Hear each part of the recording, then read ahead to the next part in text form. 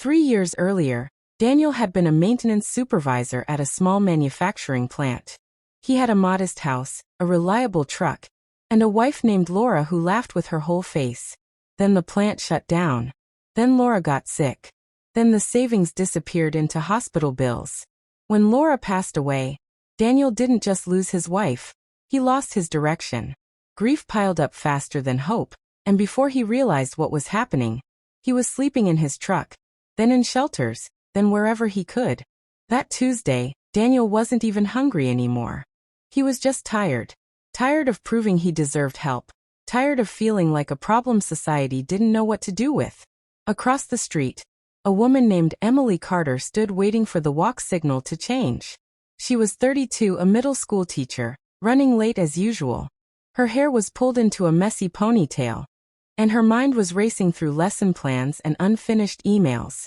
She noticed Daniel, not because she meant to, but because he stepped back to let an elderly man pass, nodding politely as if he were the one with somewhere important to be. Something about that small courtesy caught her attention. Emily reached into her purse, intending to pull out a few dollars. Then she hesitated. She remembered her father's voice years ago telling her, "Kindness isn't always about money. Sometimes it's about seeing someone." Instead of cash, she walked over and said, "Good morning." Daniel looked up, surprised. "Morning, ma'am." "I'm grabbing coffee down the street," she said. "Can I get you something? Breakfast maybe." For a moment, Daniel didn't answer. His pride flared up, then faded. He nodded slowly. "If it's not too much trouble, just a coffee would be nice." Emily smiled. "It's no trouble." She came back 5 minutes later with a hot coffee and a paper bag holding a breakfast sandwich. She handed it to him like it was the most normal thing in the world. Before leaving, she added, "I hope your day gets better." Daniel watched her walk away, steam rising from the cup warming his hands. That was it. No dramatic speech. No promise to change his life. Just coffee, food, and a few honest words. But that simple gesture cracked something open inside him. For the first time in weeks, Daniel felt human again. Later that afternoon, the rain picked up. Daniel moved toward a church awning for cover. As he settled down, he noticed something on the ground near the steps. A leather wallet, soaked but intact.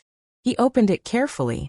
Inside was a driver's license, several credit cards, and a thick stack of cash.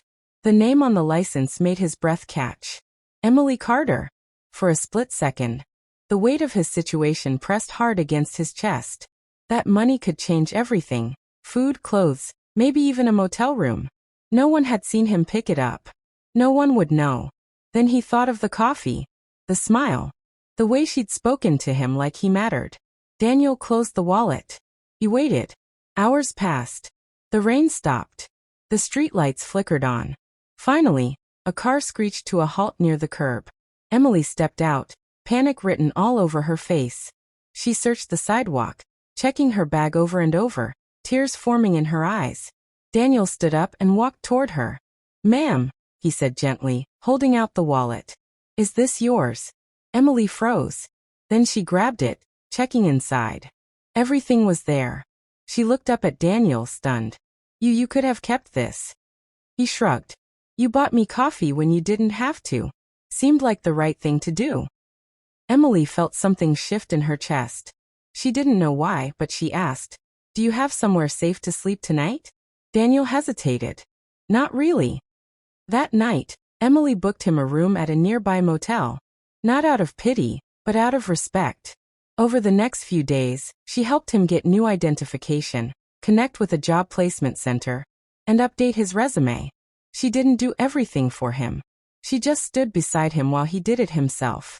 2 weeks later, Daniel landed a janitorial job at the same school where Emily taught. Months passed. Daniel worked harder than anyone else in the building. He showed up early, stayed late, fixed things no one else noticed.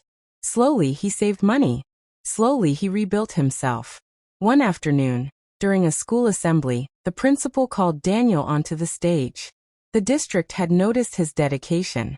They offered him a full-time facilities manager position, with benefits. Daniel looked out at the crowd, his eyes finding Emily in the audience. She was crying, hands clasped together, smiling like she already knew this moment was coming. Years later, Daniel stood in front of a small audience at a community fundraiser. He wore a clean suit, his posture confident. He told his story not to impress anyone, but to remind them